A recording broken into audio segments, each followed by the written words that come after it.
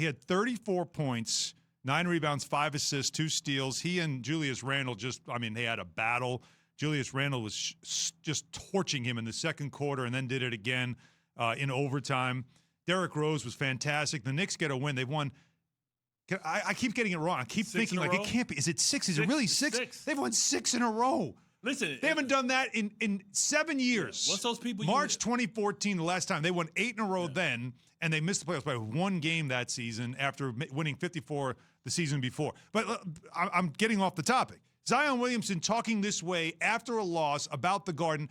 Mind you, there was only 2,000 people there. If that place had 18,000, which it holds, to watch a comeback like that in a moment where Lonzo Ball – is in our pocket because he helps off the only shooter on the floor. He's like, I'm trying to come here too.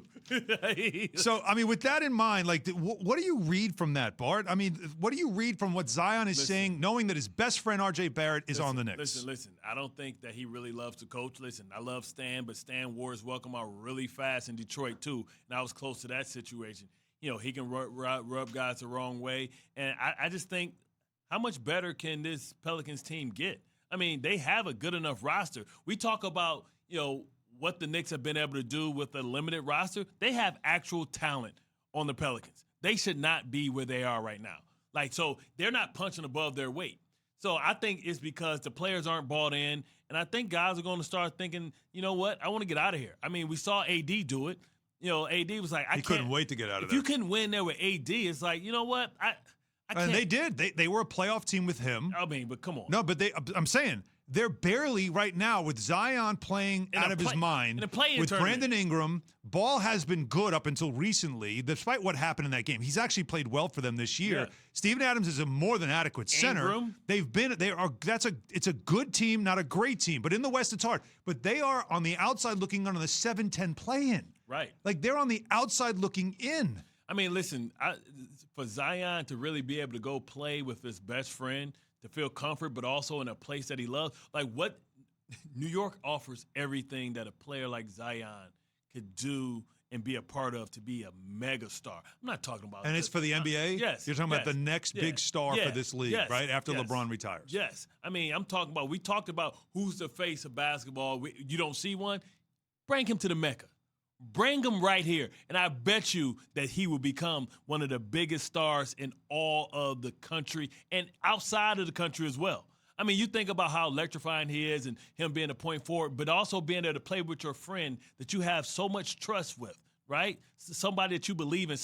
Listen, it's a different type of bond that you get when you grow up with somebody through high school and through college. Roommates in college together. It is a different type of bond, man, because you're with that person while they were dreaming, and you were dreaming together, and you guys were pushing each other, talking to each other, motivating each other. Now, if you want to be a conspiracy theorist, which I tend to be, you think about this. So Anthony Davis wanted out of New Orleans. Yes.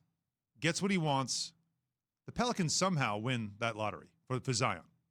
Yeah. Whereas all along, the Knicks had the worst record in the league that year. Yep. And everybody was doing I was there playing ping pong. All the pictures, right? We all did that night, the draft lottery night. We all had shows that night in New York, and it was just the idea of LeBron in a Knicks uniform and how great it would be to have this kid, and then to kind of awaken this dormant franchise.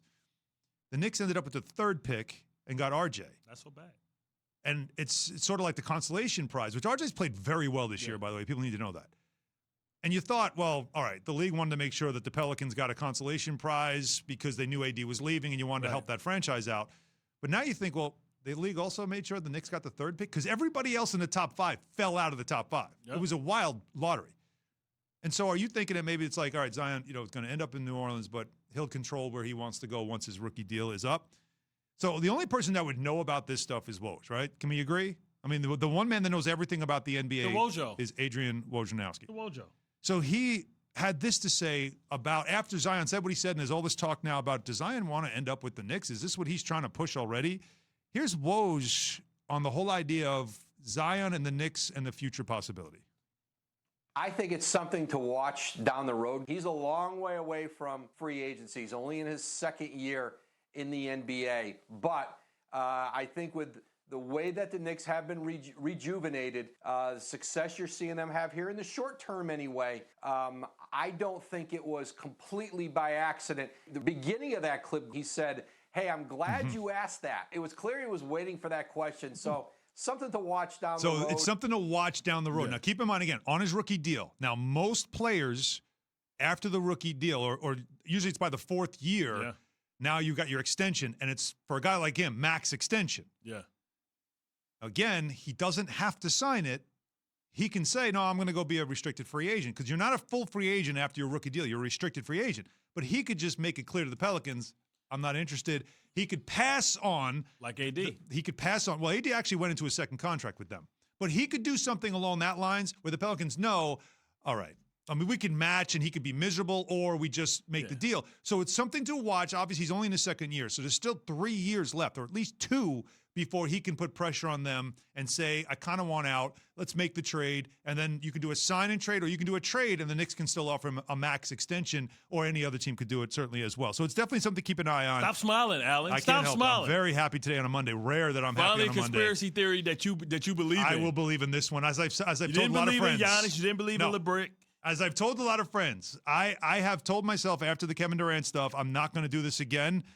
I'm Pookie. It be calling me. It be calling me, B. You in full all-out bloom. Yeah. You get them in bloom. It's all in your face. I can't help it. Your cheeks getting all rosy and stuff. You flush. Feeling good. Thanks for watching ESPN on YouTube. For live streaming sports and premium content, subscribe to ESPN Plus right now.